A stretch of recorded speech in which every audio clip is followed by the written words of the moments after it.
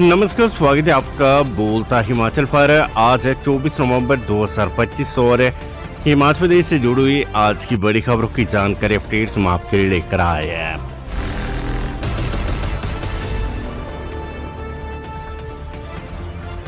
हिमाचल प्रदेश मंत्रिमंडल की बैठक आज 23 एजेंडा आइटम पर होगी चर्चा। 2 मंत्री रहेंगे अनुपस्थित, कार्यालय शिफ्ट करने सहित कई बड़े फैसले होने की उम्मीद है। हिमाचल प्रदेश मंत्रिमंडल की बैठक आज शिमला में होगी।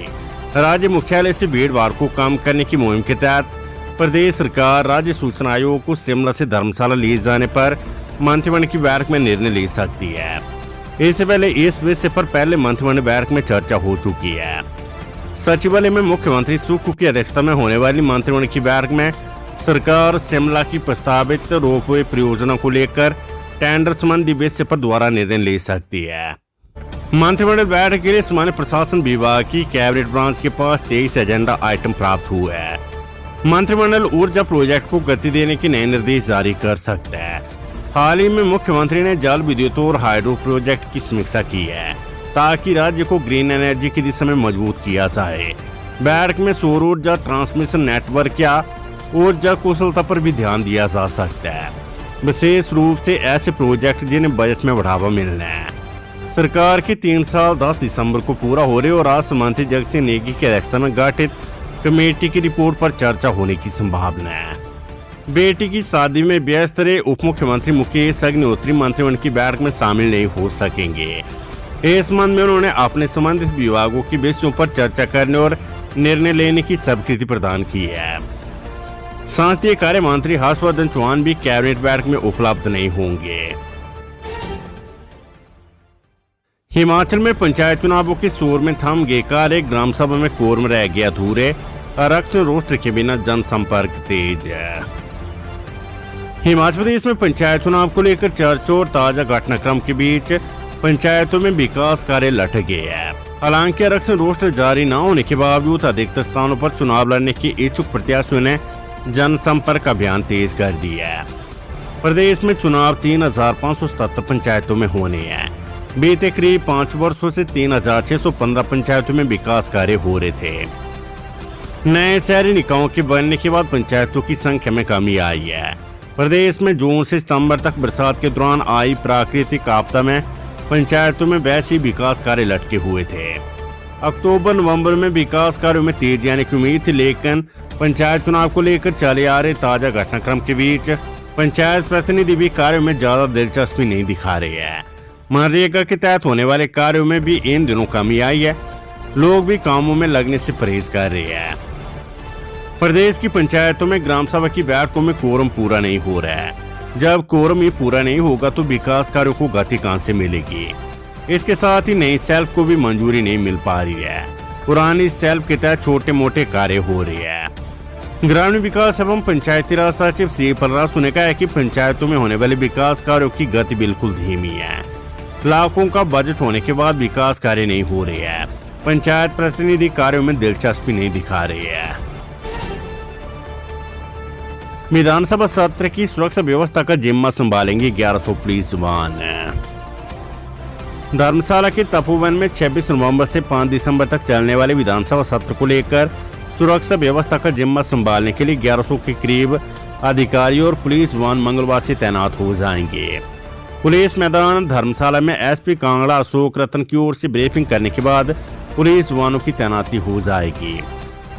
धर्मशाला से तपोवन और जनप्रतिनिधियों के रहने वाले स्थानों सहित कुल 10 सेक्टरों में धर्मशाला को विभाजित किया गया है, जिसमें पुलिस का सख्त पहरा रहेगा। सरकार के नुमाइंदों से मिलने आने वाले जनप्रतिनिधियों और लोगों को भी पहले जोरावर सिंह मैदान में रोका जाएगा। पास मिलने के बाद ही निर्धारित लोगों को प्रवेश प्रदान किया जाएगा। इस बारे में जिला पुलिस अधीक्षक अशोक रतन ने बताया कि विधानसभा सत्र के दौरान कानून व्यवस्था बनाए रखने के लिए विशेष इंतजाम किए गए हैं। उन्होंने कहा कि सुरक्षा की दृष्टि से धर्मशाला को 10 सेक्टरों में विभाजित किया गया है। हर सेक्टर की निगरानी के लिए एक वरिष्ठ अधिकारी को जिम्मेवारी सौंपी गई है। सत्र के दौरान कुल 1100 पुलिस कर्मियों की तैनाती की जाएगी, जो चौकसी बनाए रखेंगे। सुरक्षा व्यवस्था को मजबूत बनाने के लिए विधानसभा परिसर और आसपास के क्षेत्रों की निगरानी ड्रोन और सीसीटीवी के माध्यम से की जाएगी। राष्ट्रीय लोक अदालतों से लोगों को मिली बड़ी राहत, अब तक 4,62,590 लंबित मामलों का निपटारा। राज्य सरकार के एक प्रवक्ता ने बताया कि अक्टूबर 2023 से अक्टूबर 2025 के बीच राज्य की प्रमुख पहल राष्ट्रीय लोक अदालत के माध्यम से 4,62,590 लंबित राष्ट्रीय मामलों का निपटारा किया गया है। इनमें 3,85,634 इंतकाल, 24,044 तकसीम, 42,123 निशानदेही और 11,799 राष्ट्रीय अभिलेखों की दुरुस्ती शामिल है। उन्होंने कहा कि इस पहल से भूमि मालिकों को बड़ी राहत मिली और वर्षों से लंबित मामलों का समय पर समाधान सुनिश्चित हुआ है। राष्ट्रीय लोक अदालत अब हर माह के आखिरी 2 दिनों में उप तहसील और तहसील स्तर पर आयोजित की जा रही है, जिससे लोगों को जमीन संबंधी मामलों के निपटारे में सुविधा मिल रही है। बड़ी संख्या में लोग इस मंच के माध्यम से अपनी समस्याएं हल करने के लिए आगे आ रहे हैं। हिमाचल हाईकोर्ट स्कॉलरशिप घोटाले की मुख्य आरोपी अरविंद की जमानत याचिका खारिज, सुप्रीम कोर्ट भी कर रहे राहत से इनकार। हिमाचल प्रदेश में बहुचर्चित प्री मैट्रिक और पोस्ट मैट्रिक स्कॉलरशिप घोटाले से जुड़े मुख्य आरोपी अरविंद राष्ट्रा को कोर्ट से राहत नहीं मिली है। विशेष न्यायाधीश देवेंद्र कुमार की अदालत ने उनकी नियमित याचिका खारिज कर दी है। बस के लिए रास्ता मांगा तो दबंगों ने पीट डाला एचआरसी कंडक्टर, वर्दी बिफाड़ी, 6 के खिलाफ केस दर्ज। राजधानी शिमला के ट्योक क्षेत्र में एचआरसी कंडक्टर के साथ मारपीट की घटना सामने आई है।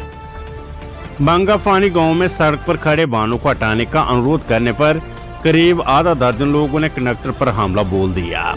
इस हमले में कंडक्टर को चोटें आई और उसकी वर्दी भी फाड़ दी गई। घटना के बाद पीड़ित ने ट्योक पुलिस थाना के अंतर्गत फागू पुलिस चौकी में शिकायत दर्ज करवाई है। पुलिस ने शिकायत के आधार पर विभिन्न धाराओं के तहत मामला दर्ज कर ली और आगामी कार्यवाही अमल में लाई जा रही है। प्राइवेट स्कूल में भड़काऊ भाषण, पूर्व भाजपा प्रत्याशी के खिलाफ केस दर्ज। पूर्व भाजपा प्रत्याशी की निजी स्कूल में भड़काऊ भाषण देने पर मुश्किलें बढ़ गई है। ट्योक उपमंडल के क्यारा में एक निजी स्कूल के कार्यक्रम में दिए गए कथित विवादित भाषण को लेकर भाजपा नेता और पूर्व विधानसभा प्रत्याशी अजय श्याम पर मुकदमा दर्ज कर लिया गया है। उनके खिलाफ पुलिस थाना कुमार सैन में प्राथमिकी दर्ज की गई है। जयराम ठाकुर ने शिक्षा बोर्ड की बुकलेट पर घेरी सरकार। पूर्व मुख्यमंत्री एवं नेता प्रतिपक्ष जयराम ठाकुर ने कहा कि सरकार की मंशा प्रदेश की शिक्षा व्यवस्था को पतन की तरफ ले जाने और उसके कांग्रेसीकरण करने की है। यदि मुख्यमंत्री और सुख की सरकार शिक्षा के क्षेत्र में कुछ कर सकती है तो वे शिक्षा को रोजगारोन्मुखी बनाए तो बेहतर होगा। जारी बयान में उन्होंने कहा कि शिक्षा का कांग्रेसीकरण हम नहीं करने देंगे। सत्ता में आने के बाद से 3 साल में लगभग 2000 शिक्षण संस्थानों पर ताला लगाने वाली सरकार के मुंह से शिक्षा व्यवस्था के सुदृढ़ीकरण की बात निकलनी चाहिए, लेकिन जिम्मेवार लोग शिक्षा के कांग्रेसीकरण की बात करते हैं, जो कि दुर्भाग्यपूर्ण है। Weather update. पहाड़ी क्षेत्रों में जमने लगा पानी, मैदानों में छाया कोहरा, 5 डिग्री तक गिर गया पारा। हिमाचल प्रदेश में पश्चिमी विक्षोभ के कमजोर पड़ने से लगातार ठंड बढ़ती जा रही है। शनिवार रात से रविवार शाम तक मौसम विभाग के अनुसार पारा 5 डिग्री सेल्सियस तक गिर गया है। यानी जहां अभी तक पूरे प्रदेश का पारा 30 से 31 डिग्री तक चल रहा था, वहीं शनिवार रात से रविवार तक पारा 25 से 26 डिग्री सेल्सियस तक पहुंच गया। इससे अब सुबह शाम की ठंड के साथ दिन में भी ठंड बढ़ गई है। आलम यह है कि दिसंबर के पहले हफ्ते तक बारिश के कोई असर नजर नहीं आ रहे हैं। यानी दिसंबर के पहले हफ्ते तक भी पूरे प्रदेश में मौसम साफ रहने वाला है। शुष्क मौसम के बीच पारा गिरने से जनजातीय क्षेत्र लाहौल स्पीति, किन्नौर, चंबा के उच्च पर्वतीय क्षेत्रों में पानी भी जमने लग गया है।